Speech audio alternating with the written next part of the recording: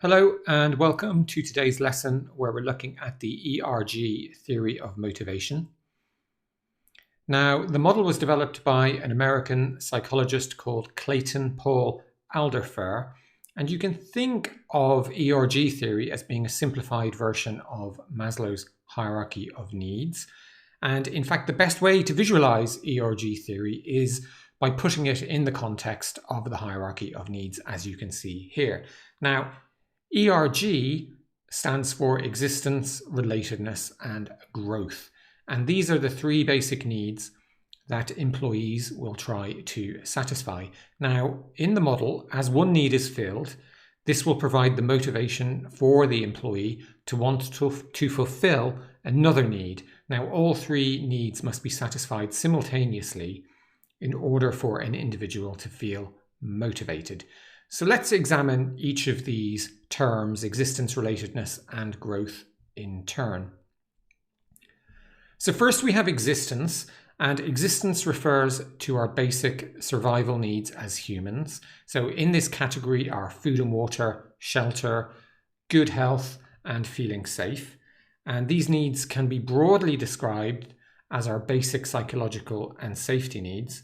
Now, if you can't satisfy your basic survival needs, then it's impossible to focus on other higher needs. So for example, if you don't have enough water to drink, and if you don't have ready access to clean water, then your life is in immediate peril, and finding water will occupy most, if not all, of your thoughts at the expense of almost all other needs. Now, next we have relatedness. And relatedness refers to our need to relate to other people. So that is, it refers to the relationships we have. Now, having good relationships and interactions with other humans is a need we all share, although obviously this need isn't quite as strong as our basic survival needs. Now, to feel happy and content, most humans need to interact with others, and they need those interactions to be positive in nature. Now, finally, we have growth. Growth refers to our need for personal development, to be creative, and to perform meaningful work. Now, growth allows us to explore what our potential might be within our current environment. So it's easy to see why you might lack motivation if you're stuck doing the exact same job every day without variety.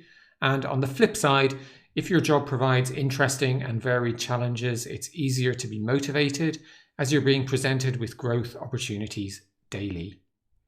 Now, an important principle to be aware of in ERG theory is this idea called the frustration regression principle, which basically says that if a higher level need fails to be filled, then a person may regress and seek to fulfill further lower level needs instead.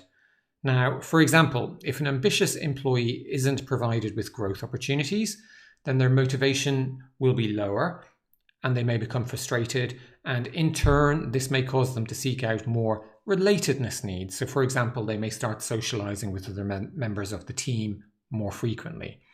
And finally, if they're unable to satisfy those relatedness needs, they'll regress again and they may further satisfy their existence needs. So there are several differences between ERG theory of motivation and Maslow's hierarchy of needs that you should be aware of. So firstly, unlike in Maslow's theory, needs at multiple levels can be pursued at the same time. And also in ERG theory, if a higher level need isn't satisfied, then the person may regress to seeking to satisfy lower level needs. So that's the frustration regression principle we just covered. And finally, in Maslow's theory, needs must be satisfied in sequence, starting from the bottom of the pyramid and working your way to the top, one at a time. And that's not the case with ERG theory, where different levels of needs can be satisfied at any time. So for example, an individual can feel that they are having their growth needs met while still feeling unsatisfied in their relationships. So how do you use the theory? Well, to boost motivation, managers should look to promote all the elements of ERG theory simultaneously. So according to the theory, if you limit your focus to just one or two aspects of the theory, then you'll fail to motivate your team effectively. So the aim really in using the theory is to take action before frustration regression starts to set in. So first, let's look at existence. Now, employees won't be happy, obviously, if their basic needs are not met. And remember that safety is one of these basic human needs. So if employees don't feel safe in their work environment, then they're very unlikely to be motivated. So one question you can ask yourself is, are you doing everything you can to make your employees feel safe? Next, we have relatedness. And we all want good relationships as humans. If we don't get on with our boss, for example, it's going to be difficult to feel motivated. Likewise, if we have negative relationships with coworkers, then our motivation will probably be low.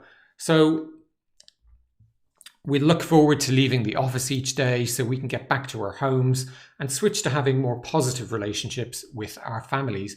So one question as a manager you should be asking around relatedness is, are any of my team working alone all day? Another question you might consider is, are there good interactions between all the team members, and what can I do to facilitate better interactions? Finally, we have growth. So in the workplace, we have a need to grow. If we work hard year after year and everything stays exactly the same, we're going to find it really hard to stay motivated for the long term. We need growth. Now, that could mean recognition of our achievements. It could mean respect from our peers, pay rises, increases in responsibility, etc., etc. And some questions you can ask yourself as a manager are, do any of your team feel they're stuck in a dead-end job? Is each member of your team aware of the growth opportunities available to them? And finally, do you tend to hire internal or external candidates for new positions? And by preferring internal candidates, that can provide more growth opportunities for your existing team.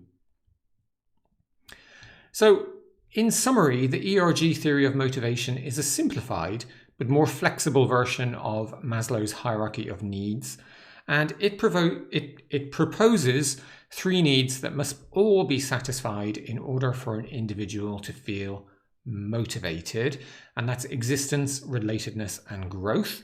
And finally, managers can use the theory to ensure that the conditions within their organization are right to allow each team member to be as motivated as they can. So that's it for today's lesson. Really hope you enjoyed it, and I look forward to speaking to you again soon.